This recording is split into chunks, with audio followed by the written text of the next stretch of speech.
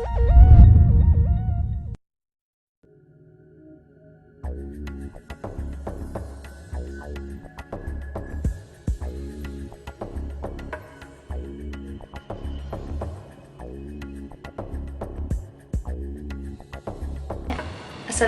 warahmatullahi wabarakatuh. Kita akan berjumpa lagi di TV Pro Mahasiswa. Sekarang saya Nur Fatihah binti Ahmad berada di UIAM, bertemu sendiri, bertemu face to face berhadapan dengan Profesor Aziz Bari, iaitu profesor daripada Fakulti Undang-Undang UIAM.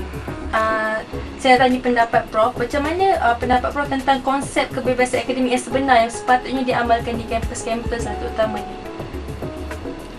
Kita perlu memahami konsep kebebasan akademik dalam arti kata yang biasa kita faham, yakni konsep ataupun satu kebebasan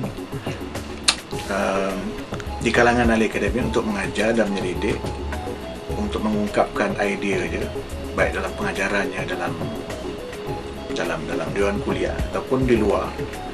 Dan idea ataupun tanggapan ini tidak boleh dijadikan alasan untuk dia digantung, dibuang kerja dan sebagainya. Jadi itu satu. Yang keduanya, kebebasan akademik ada kaitan dengan otonomi universiti. Jadi universiti tidak seperti sekolah yang kurikulum dan sukatan disediakan oleh umpamanya kementerian atau pihak berkuasa yang lain. Jadi universiti mempunyai otonomi, mempunyai kebebasan untuk menentukan apa yang nak diajar, bagaimana nak diajar. Jadi dia tak tertakluk kepada otoriti luar seperti sekolah.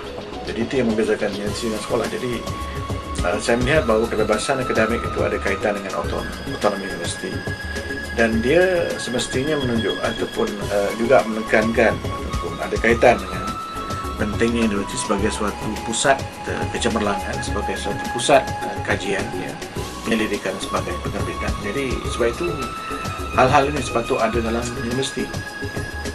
Jadi dengan adanya kebebasan itu, dengan adanya otonomi itu, barulah fungsi dan tugasan itu dapat dilaksanakan dengan berkesan.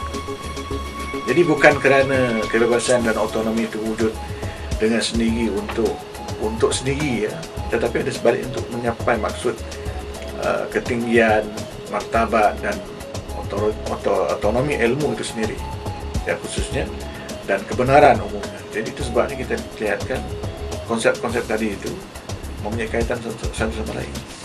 Maknanya Prof nak kata ni universiti tak sama dengan sekolah, autoriti dia tak sama dengan sekolah. Jadi macam mana pula kalau kita lihat tentang kes Prof baru-baru ni lah, tentang kata-kata Prof teguran Prof tu telah menjejas ke kepentingan universiti. Macam mana pula pendapat Prof tentang kepentingan universiti itu sendiri? Di situ mungkin sebenarnya suatu masalah ataupun dilema yang dihadapi oleh universiti-universiti sekarang, terutama universiti di negara membangun yang mau tidak mau terpaksa bergantung pada kerajaan untuk mendapatkan dana untuk membayar gaji dia, untuk menyelenggara universiti keseluruhan. Jadi dengan kata lain, masalah itu menandakan ataupun menunjukkan bahawa universiti di negara yang membangun, negara yang masih miskin ini umumnya, ada masalah. Berbeza dengan universiti di barat, seperti di Harvard ataupun di Oxford, Cambridge, Yale, Princeton dan sebagainya, yang wujudlah begitu lama dan mereka mempunyai dana dan kemampuan yang cukup untuk tegak sendiri tanpa perlu bantuan kerajaan. Jadi mereka tidak tertakluk kepada tekanan politik, falsafah politik pemerintah. Jadi ini tidak berlaku di negara-negara sebelah sini, khususnya di mana kita melihat bahawa kebebasan tidak wujud, otonomi itu tidak nampak. Jadi universiti itu jadi macam jabatan kerajaan, jadi macam sekolah, jadi macam sebahagian daripada unit-unit birokrasi kerajaan. Ini yang kita lihat. Jadi boleh saya simpulkan daripada Prof, adakah agak mustahil sebenarnya kita nak ada kebebasan berakademik di Malaysia? Tidak mustahil, dan saya rasa sekarang ini pun ada. Tinggal lagi oleh kerana mereka yang memimpin universiti itu tidak komited ataupun mungkin tak faham dengan dengan konsep dan tuntutan itu, maka kita lihat ataupun jadilah perkara yang terlihat itu. Jadi mereka, saya rasa terjebak dalam dilema bahawa satu pihak mereka juga bercakap soal keputusan akademik, tapi pihak yang lain mereka tak dapat ataupun tidak nampak cara bagaimana nak melaksanakan ideal kebebasan akademik itu. Ya, Prof, kita berkatakan sebab sebelum ni sebenarnya ada dah kes-kes yang pensyarah diugut kalau bercakap lebih luar daripada bidang kuasa ataupun mungkin menyentuh sensitiviti pemerintah. Jadi boleh tak saya katakan, saya simpulkan yang kes Prof ni boleh menjadi ajakan paradigma untuk pensyarah-pensyarah ni berani bersuara, berani bercakap berdasarkan ilmu masing-masing. Mungkin ya, mungkin tidak. Saya pun tidak tahu kerana saya bukan merancang untuk jadi begitu.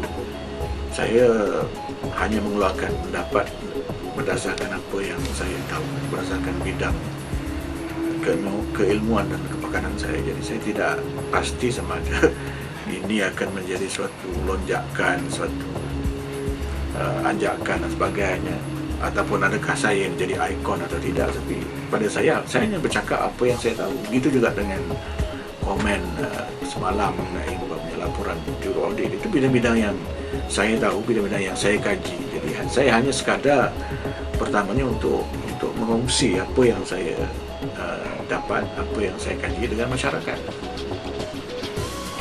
Maknanya nak kata Prof ni sekarang adalah golongan academician, maknanya golongan yang berautoriti untuk bercakap tentang ilmu yang Prof tahu lah kan. Tapi macam mana kita nak wujudkan kesedaran pencara-pencara atau golongan-golongan akademik untuk bercakap perkara yang sepatutnya disampaikan kepada masyarakat? Sepatutnya benda itu tak menjadi masalah, oleh kerana mereka sepatutnya kalau mereka komited dengan ilmu dan kebenaran yang mereka tahu, itu tak perlu sedarkan, oleh kerana kebenaran itu sepatutnya ataupun ilmu itu sebenarnya sudah cukup untuk memberikan mereka tenaga dalam lonjakan. Jadi saya tidak merasa ataupun saya berasa agak aneh kalau kita berasa perlu pula untuk kita menyadarkan mereka, seolah-olah mereka tak sedar. Jadi kalau mereka tak sedar, saya mungkin ingin bertanya, adakah mereka berilmu? Sebab orang yang berilmu sepatutnya tidak perlu disedarkan. Orang yang jahil saja yang perlu disedarkan. Orang yang jahil itu saja yang boleh lupa. Orang yang berilmu dia tak patut lupa dan lalai. Jadi saya rasa pelik dan aneh kita ataupun ada yang bercakap soal nak menyadarkan mereka. Kerana mereka sepatutnya tak perlu diperlakukan begitu. Mereka sepatutnya lebih sedar daripada orang lain dalam masyarakat, dalam bidang-bidang yang mereka tahu. Sebab sekarang kalau kita perhatikan dalam masyarakat kita ini ada banyak masalah. Masalah ekonomi, sebagainya, masalah pengurusan dan sebagainya. Dan saya fikir ramai orang yang mempunyai kepakaran dan keilmuan dalam bidang-bidang seperti itu. Jadi tak payahlah kita nak bangkitkan ataupun mereka perlu diperingatkan untuk bercakap. Sepatutnya mereka ke depan. Ya. Jadi umpamanya kalau soal semalam, soal laporan juru audit yang terbaru kan. Pada saya, oleh kerana saya tahu ada beberapa aspek daripada laporan juru audit negara itu yang perlu saya perkatakan. Begitu juga kedudukan juru audit negara itu yang saya tahu dan perlu diperkatakan. Maka saya ke tengah untuk memperkatakan, bukan kerana saya nak menunjuk pandai.